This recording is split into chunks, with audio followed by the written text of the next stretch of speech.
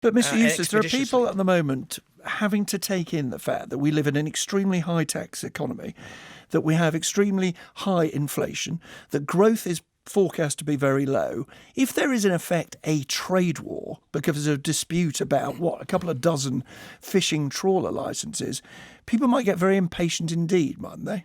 Well, what we've been saying throughout this is that if France and the EU want to offer data on those vessels that they've been unable to so far, we'll consider it.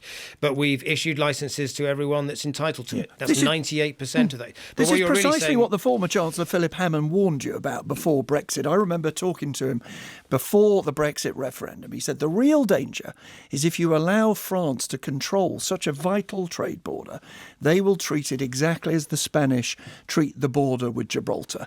When they're angry, when it politically suits them, they'll turn the dial up, they'll make life difficult, and as you pursue legal or other action, they'll dial it down again. That's what's happening, isn't it? We are finding a huge part of our economy is now in the control of Paris. well, don't accept that. We got an agreement as well with the European Union, and obviously the European Union's got a role in making sure that France abides by both EU law and the terms of the agreement that we've got. But if your contention, Nick, is that we should just hand out licenses even to people that aren't legally entitled to one in order to have a quiet life, I just don't think that's the right way to approach these things.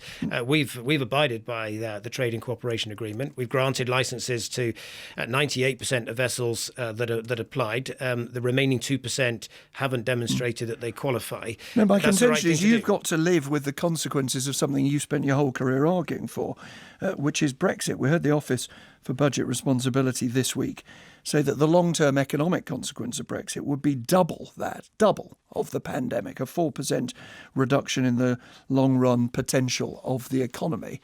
And I'm putting it to you that your government should not play diplomatic warfare. You need to get this sorted out. Well, I'm quite happy to live with the consequences of leaving the EU. We are a self-governing country again for the first time in decades. We're controlling our own waters. We've got an increasing fishing quota for our fishermen. We're changing our agriculture policy completely. We've got that freedom to have coherent, good policy.